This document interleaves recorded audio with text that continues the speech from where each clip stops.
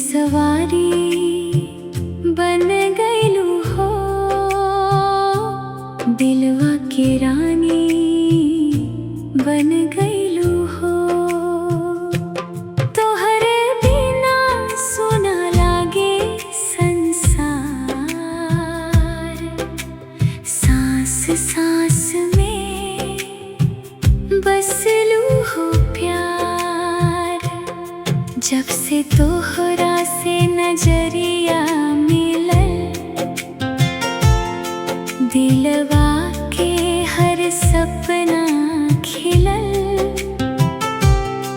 हंसी तोहार चांदनी जैसन, रवा बिना लागे ना जीवन।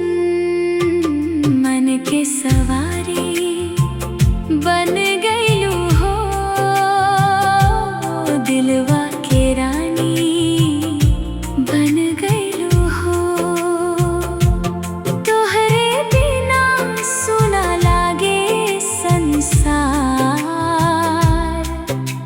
सांस सांस में बसलू हो प्यार।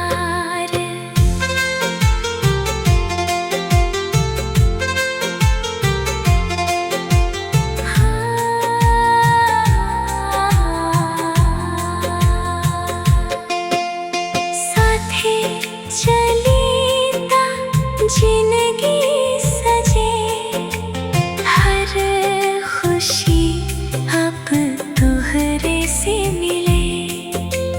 जन्म जन्म